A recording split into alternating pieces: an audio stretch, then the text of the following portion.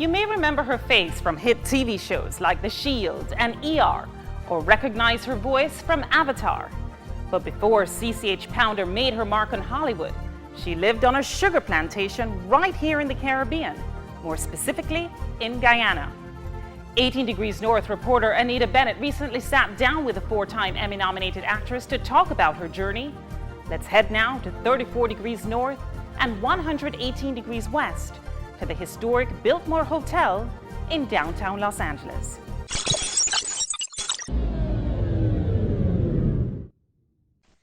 Please switch seats, please. Excuse me. This is my seat. That's yours. It was this high-profile role in the FX hit The Shield that would cement her place in American television.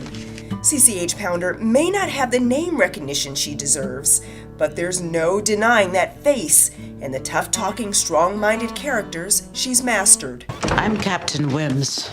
All the detectives here are under my command, including Detective Wagenbach. Born Carol Christine Hilaria Pounder on Christmas Day in 1952, the actress grew up on a sugar plantation in the days when Guyana was still controlled by Britain. You were born in Guyana. What are some of your memories of the country? I lived in Reed and Hoop across the river, and the little estate was Versailles estate, 13 houses, and all the kids went to school by taxi, car, boat, school bus. So, no excuses. School was important to Pounder's parents, who expected her to become a lawyer or doctor. But they became nervous about her future as Guyana, captured in this film, grew closer to independence. It was just the broiling time. There just came a point when independence was coming by hell or high water, and my mother said, "You better leave." Amid the threat of communism and racial tensions between the largest ethnic groups in Guyana, Indian and Black, Pounder's parents sent her and her sister to a religious boarding school in Britain. She was a good student and apparently also a good actress. When did you first realize you wanted to be an actress? I grew up in a convent, and the nuns thought it would be a great idea if I learned poems to increase my memory power. And when I would recite it back to them, see if they had learned it properly, they enjoyed it. So then there was one nun, and then the next week there were 2 or 3 nuns, and then 4 or 5 nuns. And then basically I was their entertainment. Pounder began performing in local English theater, and within a few years, she told her parents she wanted to perform full-time. My father was quiet, my mother was horrified, and I think for some reason, acting has got a reputation where you don't necessarily need to be very bright. So this was a huge waste of bright brains to go into the acting profession. By this time, Pounder joined her parents who'd moved to New York. She studied acting upstate at Ithaca College, and not long after set her sights on Hollywood. But landing meaty roles was no easy task. When I started in the very beginning, I played lots of victims. I sold my children for crack. I was on the streets. I was held hostage by my husband. I was constantly doing a role with tears rolling down my face. Then came a talk with her agent. I told them that I wanted a role of which a woman had a sense of herself and that she was in charge. And when I finally got that, I noticed the difference just in people approaching would be, "Excuse me, Ms. Pounder, could I say hello? I saw your role, it was really wonderful." And I thought, that's really interesting.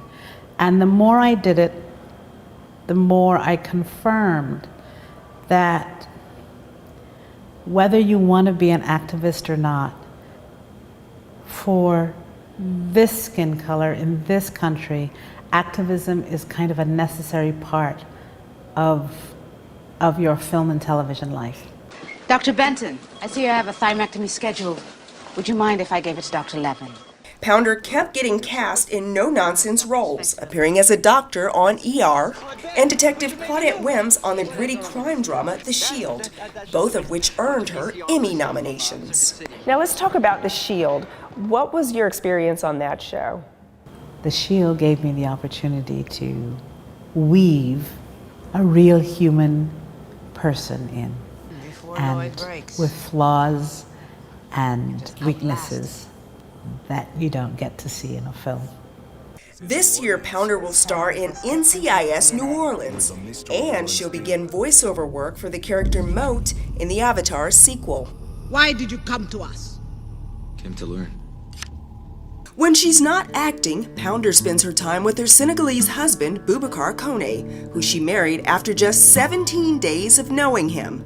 Now, 25 years later, they're still going. I'm married to a really unusual person.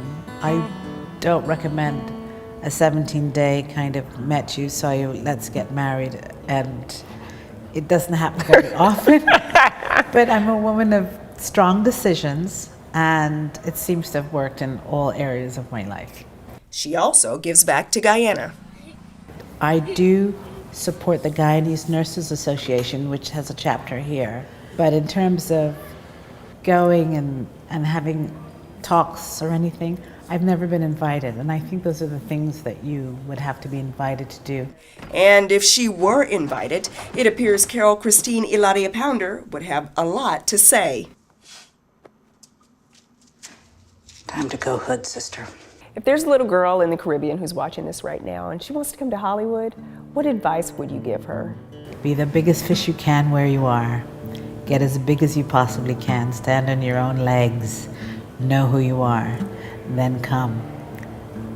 And I dare them to tell you who you are, because you already know.